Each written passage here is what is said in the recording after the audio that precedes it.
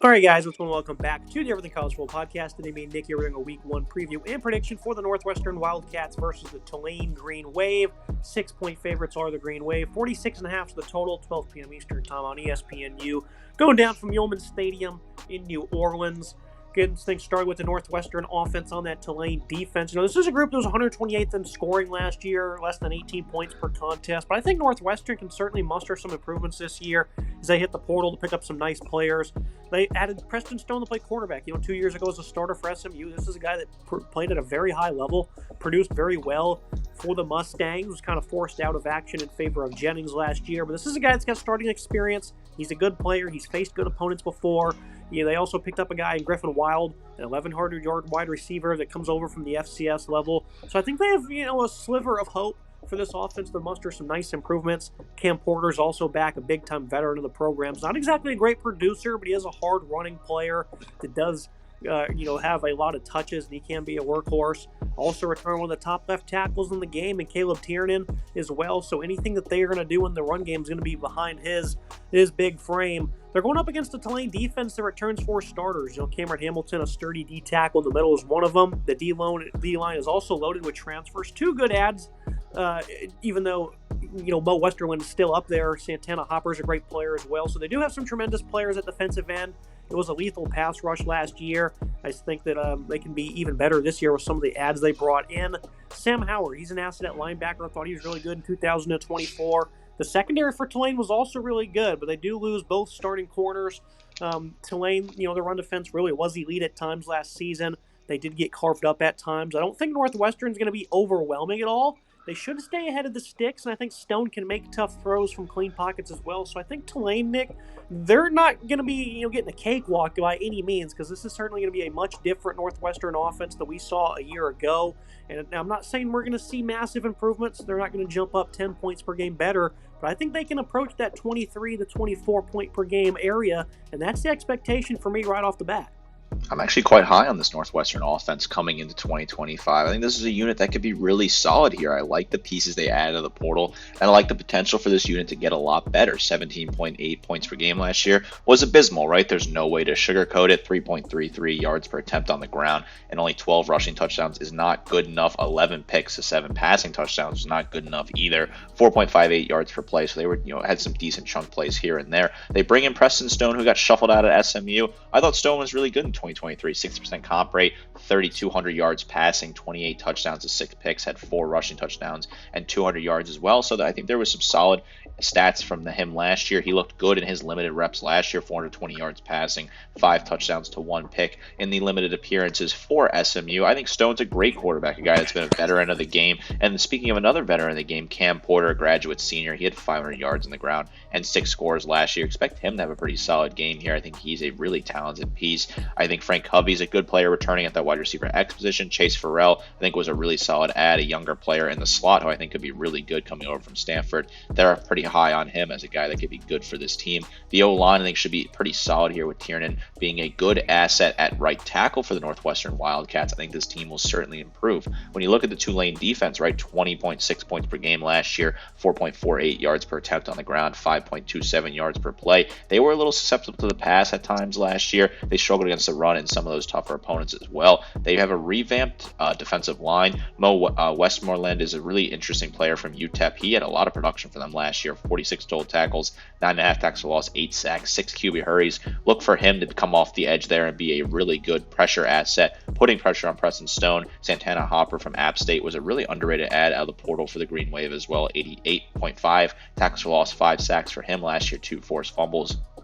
I'm expecting a lower scoring game here, but I think this Northwestern team can find some success with some deep plays over the top, can also run the ball and add a little bit of success here and there on first down. I think the key here for Northwestern is just be ahead of the sticks. Don't fall behind early. If you fall behind on first down early, put yourself in second and long. I think Tulane will really eat in that situation and put some big pressure on Preston Stone and make him uncomfortable. Keep on schedule, keep on pace here. I think this should really be a solid performance for Northwestern Wildcats. I think they'll surprise some people and have a good day on the ground and probably a pretty decent day through the air as well.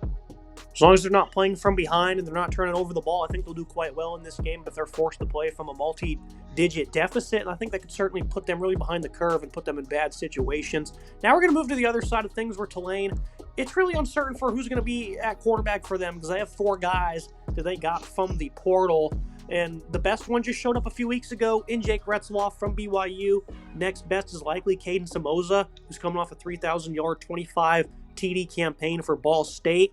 Arnold Barnes should be fine at RB1 after being the second leading rusher this past season. Makai Hughes, of course, transfers out to Oregon. Shaz Preston, he's the only returnee from what was a very good deep wide receiver group last season, but he was hurt mostly the entire season.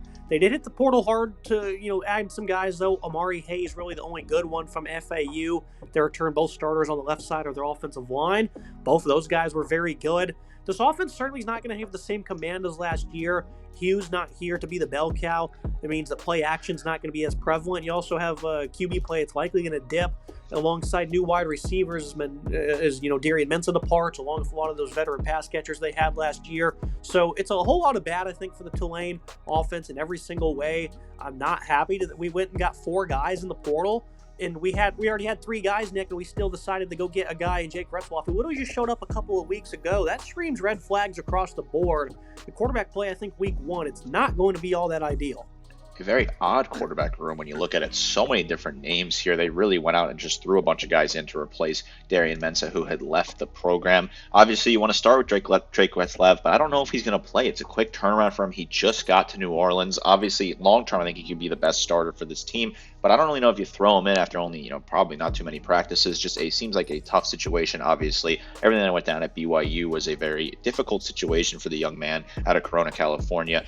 3,000 yards passing last year, 20 touchdowns, 6 rushing touchdowns. He had a pretty solid season, but he did have 12 picks and a 58% comp rate, so maybe there are some underlying issues there. Curious to see what he looks like here. I think Samoza would be a really solid player from Ball State. Almost 3,000 yards passing last year, 64% comp rate, 25 touchdowns and 10 picks. He was really good for the Ball State Cardinals last year. I was very impressed by him. Arnold Barnes is a great back to have, guy from the New Orleans area, 400 yards on the ground and 6 scores, but he has huge shoes to fill in Makai Hughes leaving for Oregon. Shaz Preston is a really talented player. If he can stay fully healthy, this guy will be really good for this team. He was a highly rated recruit at a high school that went to Alabama, so I think he can be a really good asset for them. Hayes, I think, was a really solid add out of the portal as well. From FAU, almost 600 yards and 3 scores for him last year. They revamped that right side, so I'm curious on that. Ty Thompson returns at tight end, who I think could be solid for this team. He had 200 yards last year. He's a guy that could be really solid. Previously a quarterback, I believe he was converted as well. So a guy that's very interesting. And Ty Thompson, a big physical asset for this Tulane offense. 35 points per game last year, 4.83 yards per attempt on the ground, 6.33 yards per play, but a completely new revamped unit with a lot of different question marks. I don't know who's going to get the start under center at quarterback. They have Brendan Sullivan as well, but I think he's banged up from Iowa, and obviously he wasn't very good, although he is a bigger body. I think it's 6'4", like 220 for him. So he's a bigger body if he gets on the field at some point this season. Curious to see what they roll out with in this matchup. The Northwestern defense should be a lot better this year, and they were decent at times last year as well. So that could be a very interesting matchup. Could be a potentially low-scoring game here. Yeah, you look at the Northwestern defense. They were good versus the run last year. Had a few games with 200-plus allowed, but that was versus Big Ten opponents who fought hard for yards. I think they have a nice deep defensive line led by guys like Aiden Hubbard, Richie Haggerty, Najee Story. They're also returning a star linebacker in the middle, Mac Uline, who's going to bring stout playmaking. The secondary returns 3 of their top 4 corners. They also have a nice breakout safety in Damon Walters. And the secondary struggled versus the tougher passing attacks, but versus the lower caliber groups, really were not that bad. I'm really not convinced they're going to get scorched here by Tulane. Didn't allow many big plays last year either. So I think this is a solid matchup for them. Be interesting to see how Tulane does work through this QB battle, though. Moving to the final analysis and the prediction for this game, Nick. I have no idea why they're almost a touchdown favorite. I think Northwestern's going to win the game outright. Last year I was high on this Tulane team, and that ended up being great. And, most of these components are gone, though, that was a part of that team. Northwestern defense hung around a good bit and played fair in the physical Big Ten. I don't think Tulane's going to be all that strong on offense with a much weaker wide receiver group, a less talented starter at running back, and, of course, all the QB question marks. Overall, we're just going to have a less efficient run game. a complete known and the unknown in the passing game. And the Northwestern offense, they certainly aren't all that strong by any means themselves, but with Preston Stone, a veteran now at the helm, who can make tough throws and a run game that I think will be good, because they're going to bring effort, they're going to bring physicality. I think they're going to grind this one out in a lower scoring affair. My best bet, I don't typically do this, but I'm going to go with a little bit of a two-leg here, Nick. I got the Northwestern spread and also have Tulane to hit under 26.5 points. I don't think they're going to score a whole lot in this one. Northwestern's going to win outright. I'm just going to, you can take money line if you want to. I think spread is certainly a lock. So if you want that extra juice, go ahead and take the Cats money line. I think they win this game outright. I just don't think this Tulane team is going to be all that. So I take Tulane to win the game, but I certainly think Northwestern will make it competitive and cover the spread in this one. I think Northwestern has a good defense. Yanni Karlaftis, the younger brother of the NFL, George Karlaftis, who with the Kansas City Chiefs comes over from Purdue. I think he'll be a big asset for this team as well at linebacker. I like some of the pieces they have overall. I think the offense will be better for Northwestern. The defense will be better for Northwestern. I really believe that even though the record may not reflect that at the end of the season because they have an extremely tough schedule, I think you'll see a lot of improvements from this Northwestern team. While Tulane, I think you'll see a lot of aggression. I just don't think this team can compete at the same level it did in the conference last year. I think there's just better teams catching up to them in the American right now. And I think Tulane's just lost too much. I don't know what quarterback's going to look like for this Green Wave here. I don't know what the rushing attack's going to look like in this West Coast style offense. The defense, they replaced a lot of talent on the defensive line. Sure, they add some good pieces, but I don't know if all these guys can get together and play well here. To think that Tulane could just go out and just win this game handily by a touchdown, I think is a false pretense. Really, it doesn't make a ton of sense to me. I think Northwestern will keep this game close. I do think Tulane has enough to get the job done and win this game outright in the end, but it's going to be a lot closer than I think people expect. I think Northwestern will hang around, and I certainly could see them winning this game. It would not shock me at all. That would make a ton of sense for week one. Game going down at noon in New Orleans. It's probably going to be very hot down there, so that's something to keep an eye on certainly as well. Keep an eye on the weather. I think Tulane wins the game, but I love Northwestern to cover this. I think 6 points. I think they can find a way to cover that.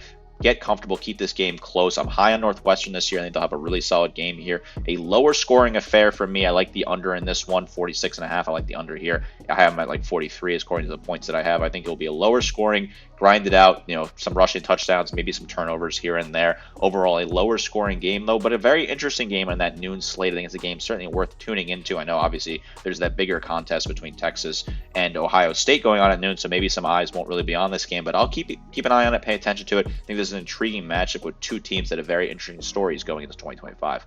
And that's exactly what I was going to say. Being on this noon slate, it's probably going to be your 4 for 5th option, but it's one that has a lot of betting value. One that, I have a couple of screens. It's going to be on one of them for sure. Certainly going to be an overlooked contest, but one I think is very intriguing. 6-point favorite's a little bit too much for me. Northwestern to get the job done. That's going to be it for today's episode. Make sure you guys like, comment, subscribe. See you next time.